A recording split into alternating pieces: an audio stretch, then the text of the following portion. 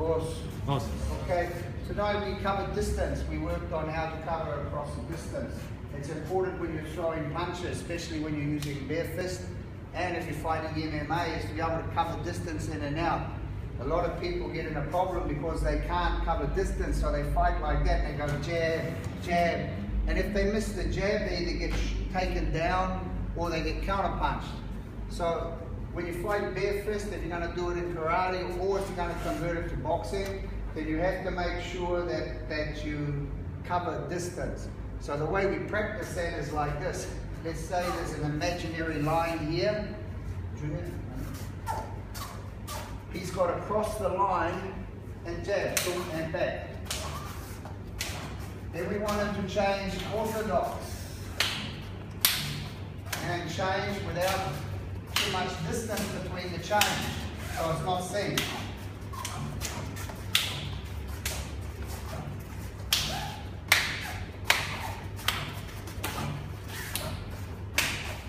Okay, and what we have to do now is you have to also have power in the punch. So when he does the distance in on the punch, go to here.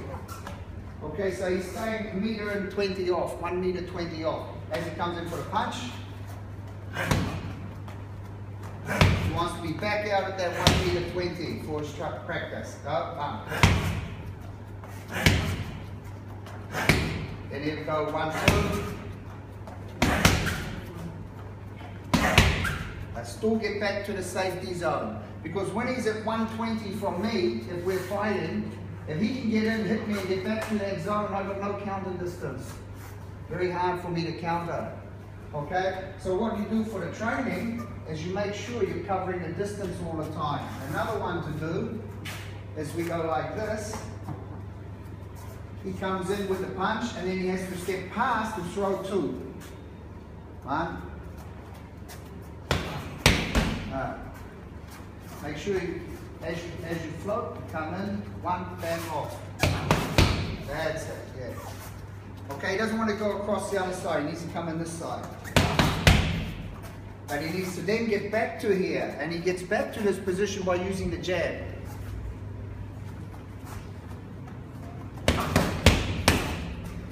While he's here, he's safe. So all his combinations, when he passes this point, when Julia's front foot passes this point, he's in an exchange zone. He's in a position where the other fighter can exchange on him. So he wants to be in and out, in and out, in and out.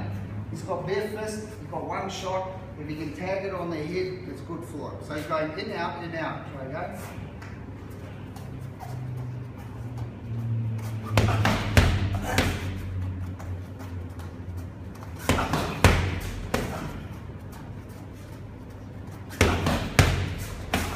Okay, now another example of this is Mom's going to do the same. He's going to throw the jab, then he's going to throw 1, 2, come back, then he'll do a jumping knee.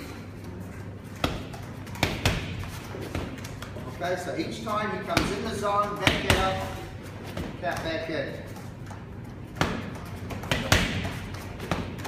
By working at this distance, he can convert this to boxing, to Muay Thai, or to the karate.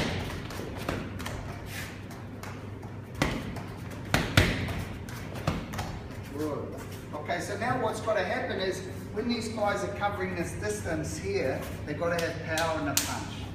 When you have power, they don't try to the left. That's it. And he needs to get back lightning fast. If you look, the impact here is exactly when his foot impacts. That puts body weight into the punch. Now.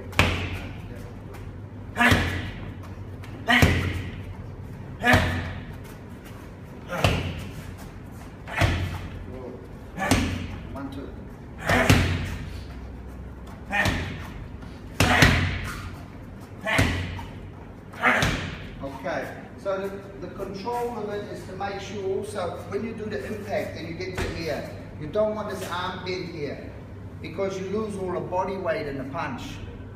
You lock the arm out. Lock the arm out as you're hitting, you've got body weight. You've got all your body weight in the motion as opposed to doing this. You don't want to be doing this. Now you don't want to be going like that because it's a waste of time. You lose half the energy here. What you've got to do is you've got to lock it. boom. That's why if you watch carefully, okay,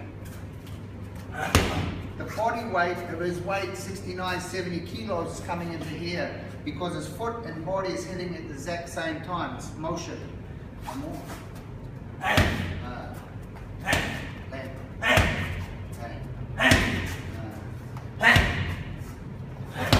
So he's hitting straight, he's turning, same as you do in karate or kempo. Os. Okay, os. Os.